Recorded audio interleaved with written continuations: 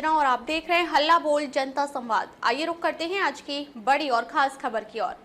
धूमधाम से निकाली भगवान परशुराम शोभा यात्रा। जय परशुराम के जयकारों से गुंजयमान हुआ शहर। पूर्व राज्यपाल कलराज मिश्र ने दिखाई हरी झंडी। शोभा यात्रा का जगह जगह हुआ स्वागत। झांकियों ने मोहा मन। विप्र शिरोमणि भगवान परशुराम जयंती पर शनिवार को शहर के मुख्य मार्गों से भव्य शोभा यात्रा निकाली गई। इस दौरान समाज के युवाओं का जोश देखते ही बनता था। यात्रा का शुभारंभ परशुराम धर्मशाला से हुआ। मुख्य अतिथि पूर्व राज्यपाल कलराज मिश्र ने शोभा यात्रा को हरी झंडी दिखाकर रवाना किया।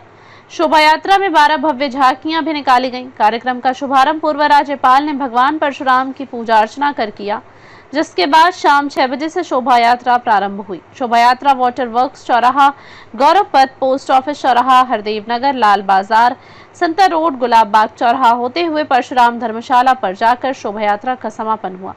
यात्रा का जगह जगह ब्राह्मण समाज के लोगों के साथ अन्य समाज ने भी जलपान कराकर और पुष्प वर्षा कर स्वागत किया। शोभा यात्रा में 12 भव्य झांकियां भी निकाली गईं। इस दौरान शिव परिवार, राम सीता, राधा कृष्ण, हनुमान, खाटू श्याम सहित अन्य आकर्षक झांकियों ने लोगों को मन मोह लिया। शोभा यात्रा में भगवान परशुराम का ढोला सबसे पीछे चला, जिसकी पूजा अर्चना के लिए लोग उमड़ पड़े। यात्रा को आकर्षक और भव्य बनाने के लिए 50 युवाओं का दल बाइक व अन्य दुपहिया वाहनों पर सवार होकर और सिर पर पैंटा बांधकर शोभा यात्रा के आगे आगे चला, जिससे शोभा यात्रा का नजारा आकर्षक प्रतीत होता दिखाई दिया।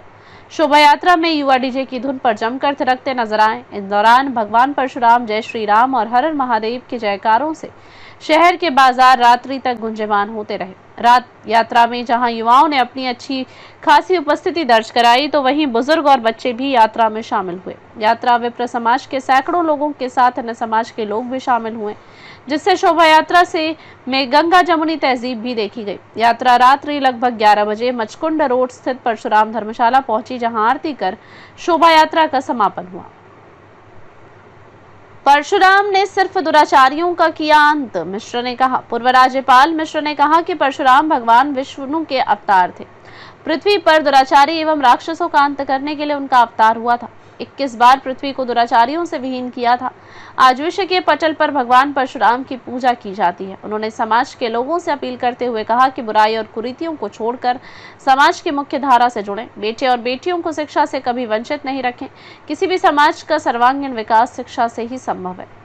कार्यक्रम में रहे विशिष्ट अतिथि। परशुराम शोभा यात्रा समिति के कार्यक्रम में वरिष्ठ कांग्रेस नेता दुर्गा दत्त शास्त्री, भाजपा नेत्री निर्जा अशोक शर्मा, समाजसेवी गिरिराज शर्मा ग्वालियर, उत्तर प्रदेश पुलिस में सिंघम के नाम से मशहूर कुलदीप दीक्षित आगरा, शांति स्वरूप रावत जिला अध्यक्ष कांग्रेस सेवा दल आगरा, मनोज शर्मा एडिशनल एसपी धौलपुर रहे। विशिष्ट अतिथियों का समिति के सदस्यों ने माला एवं साफा बांधकर स्वागत किया तथा भगवान परशुराम की प्रतिमा भेंट की। कार्यक्रम की अध्यक्षता परशुराम ट्रस्ट के अध्यक्ष पीसी बोहरा ने की। कार्यक्रम के समापन पर पीसी बोहरा हैं अतिथियों व कार्यक्रम में आने वाले सभी मित्र बंधुओं का धन्यवाद ज्ञापित किया।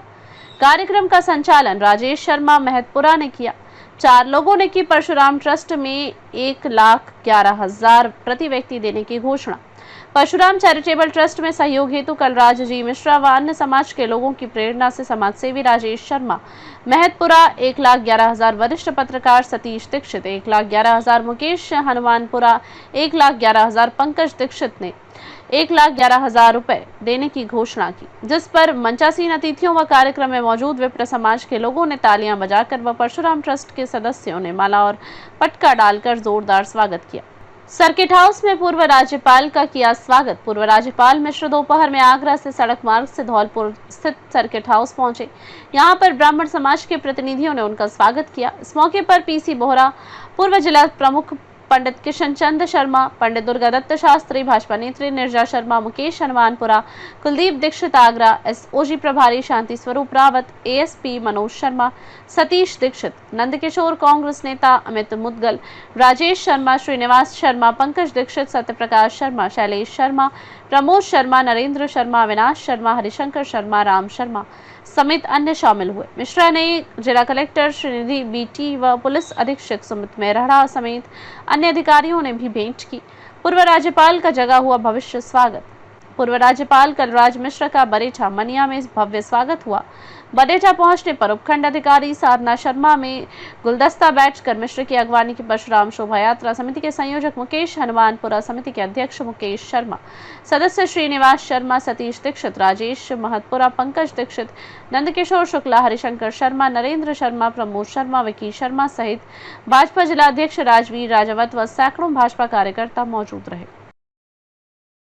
योगिनी एकादशी पर गोविंद देव जी का फूल चंदन से किया श्रृंगार, 1100 किलो आमों से सजी झांकी बनी आकर्षण। 2 लाख श्रद्धालुओं ने किए दर्शन। आषाढ़ कृष्ण पक्ष की योगिनी एकादशी पर शनिवार को गोविंद देव जी मंदिर में दर्शनार्थियों की भारी भीड़ रही। इस मौके पर दर्शन व्यवस्था के किए गए आंशिक बदलाव श्रद्धालुओं के लिए बड़ी राहत लेकर आए। मंदिर प्रशासन ने एक तरफा दर्शन व्यवस्था लागू की, जिससे भीड़ नियंत्रित रही और श्रद्धालुओं को आसानी से दर्शन का लाभ मिला। नवीन व्यवस्था के तहत बिना जूते चप्पल आने वाले श्रद्धालुओं को मंदिर छावनी से प्रवेश दिया गया। ये श्रद्धालु परिक्रमा करते हुए मुख्य निकास से बाहर निकले। वहीं जूते चप्पल पहनकर आने वालों के लिए रैंप दर्शन की अलग लाइन चलाई गई। किसी को मंदिर परिसर में रुकने या फोटोग्राफी की अनुमति नहीं दी गई। इस पूरी व्यवस्था को सुचारू बनाए रखने के लिए लगभग 100 स्वयंसेवकों की ड्यूटी लगाई गई थी। सुबह महंत अंजन कुमार गोस्वामी के सानिध्य में ठाकुर श्री गोविंद देव जी का पंचामृत अभिषेक हुआ। इसके बाद ठाकुर जी को लाल रंग की नटवर पोशाक पहनाई गई और गोचारण लीला के भाव से श्रृंगार किया गया। राजभोग झांकी में सागारी व्यंजन और फलों का भोग अर्पित किया गया।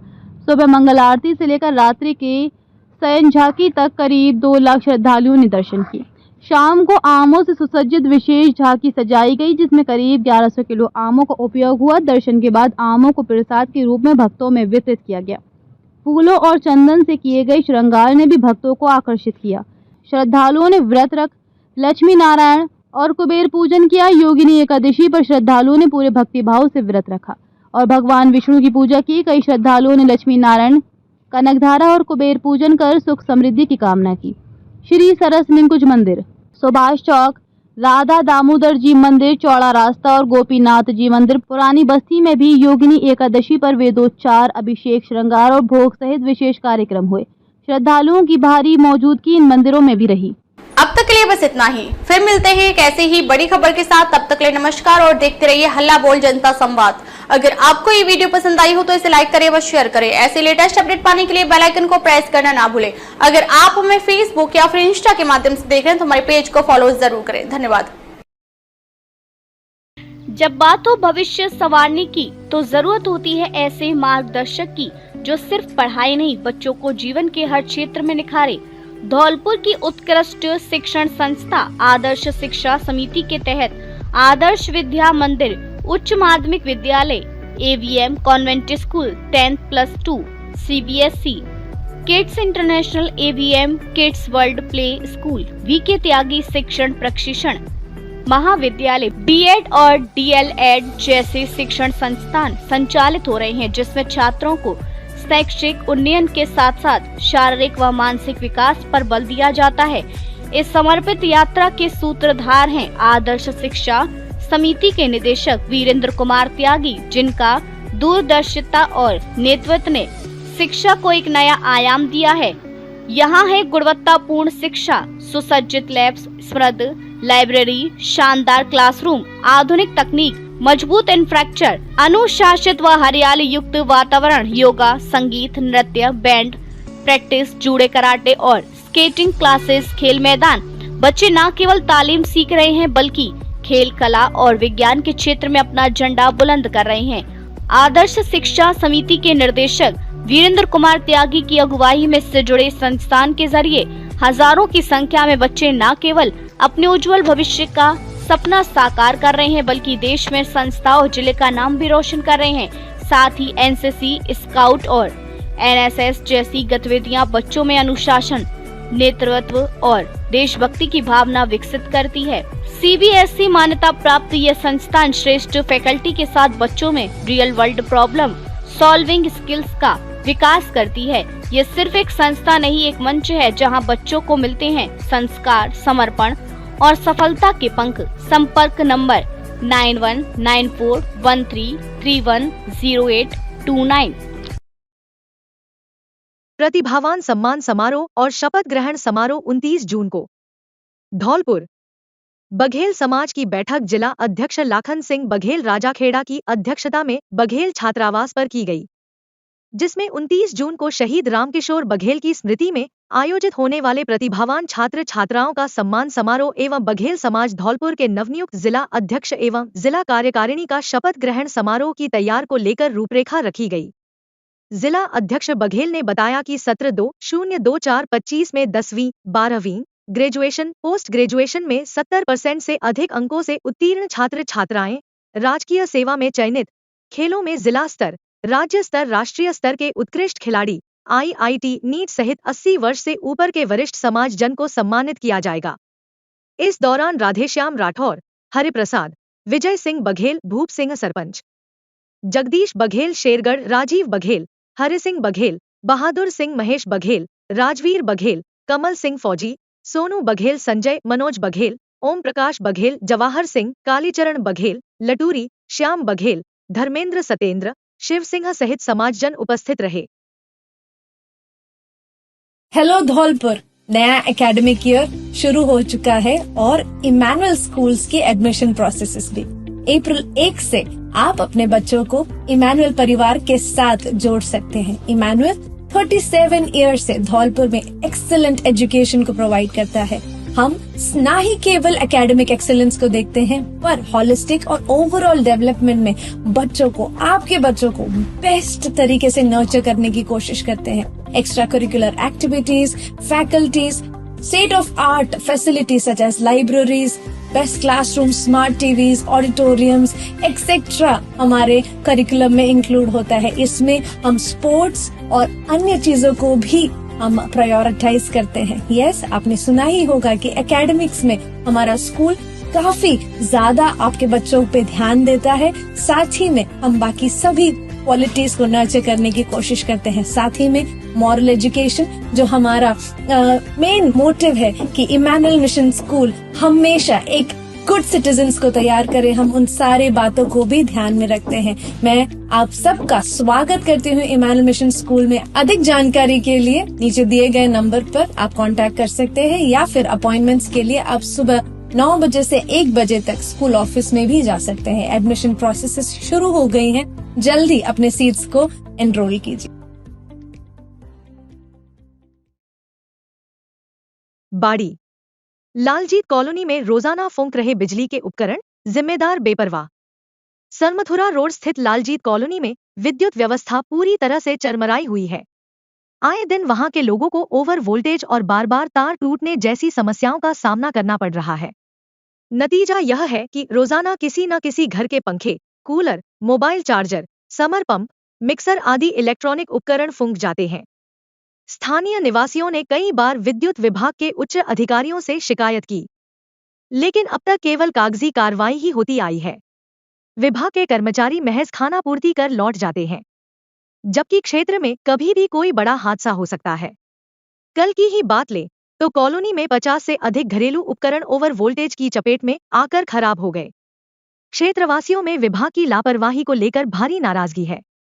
उनका कहना है कि यदि समय रहते सुधार नहीं हुआ तो किसी दिन यह लापरवाही किसी इंसान या जानवर की जान ले सकती है। स्थानीय नागरिकों ने जिला प्रशासन और विद्युत विभाग के उच्चाधिकारियों से इस गंभीर समस्या का स्थायी समाधान करवाने की मांग की है। हनुमानगढ़ नकली डीजल फैक्ट्री का पर्दाफाश, हर महीने बिक रहे थे 25 टैंकर। राजस्थान के हनुमानगढ़ जिले में पल्लू थाना क्षेत्र के एक होटल के पीछे चल रही अवैध डीजल फैक्ट्री का बड़ा खुलासा हुआ है। बीकानेर रेंज की स्पेशल टीम ने गुप्त सूचना के आधार पर कार्रवाई करते हुए इस फैक्ट्री से भारी मात्रा में नकली डीजल उपकरण, दस्तावेज और नकदी बरामद की है। इस फैक्ट्री में केमिकल मिलाकर नकली डीजल तैयार किया जा रहा था। टैंकों में होता था डीजल का मिलावट कारोबार। जांच में सामने आया है कि फैक्ट्री होटल के पीछे बने बड़े बड़े टैंकों में चलाई जा रही थी। यहाँ केमिकल मिलाकर नकली डीजल तैयार किया जाता और फिर उसे असली डीजल बताकर बाजार में बेचा जाता था। 40,200 लीटर नकली डीजल बरामद। पुलिस की कार्रवाई के दौरान मौके से 40,200 लीटर केमिकल युक्त नकली डीजल जब्त किया गया है। इसके साथ ही एक टैंकर GJ 39 TA 7092, एक पिकअप गाड़ी RJ 13 GC 1866, नकदी, कई दस्तावेज और मिक्सिंग के उपकरण भी बरामद किए गए हैं। हर महीने बेचे जाते थे 25 टैंकर। प्रारंभिक जांच में खुलासा हुआ है कि हर माह करीब 25 टैंकर नकली डीजल की सप्लाई की जाती थी। एक टैंकर में औसतन 35,000 लीटर नकली डीजल भरा होता था, जिससे अनुमानित रूप से हर महीने लाखों रुपए का अवैध व्यापार हो रहा था। जब्त किए गए डीजल की बाजार कीमत करीब 3.5 लाख रुपए आंकी गई है। दस्तावेज भी फर्जी, पूरे नेटवर्क की जांच जारी। इस गिरोह ने सप्लाई और डिमांड से जुड़े सभी दस्तावेज भी फर्जी तरीके से तैयार किए हुए थे, ताकि सरकारी जांच से बचा जा सके। पुलिस अब इस पूरे नेटवर्क की गहराई से जांच कर रही है और अन्य संभावित ठिकानों पर भी निगरानी रखी जा रही है। ये कार्रवाई न सिर्फ राजस्थान बल्कि आसपास के राज्यों में नकली ईंधन की तस्करी पर लगाम लगाने की दिशा में बड़ा कदम साबित हो सकती है। पुलिस अब गिरोह के अन्य सदस्यों की तलाश में जुट गई है और आने वाले दिनों में और गिरफ्तारियों की संभावना जताई जा रही है। अब तक के लिए बस इतना ही। फिर मिलते हैं एक ऐसी ही बड़ी खबर के साथ। तब तक के लिए नमस्कार और देखते रहिए हल्ला बोल जनता संवाद। अगर आपको ये वीडियो पसंद आई हो तो इसे लाइक करें व शेयर करें। ऐसे लेटेस्ट अपडेट पाने के लिए बेल आइकन को प्रेस करना ना भूलें। अगर आप हमें फेसबुक या फिर इंस्टा के माध्यम से देख रहे हैं तो हमारे पेज को फॉलो जरूर करें। धन्यवाद।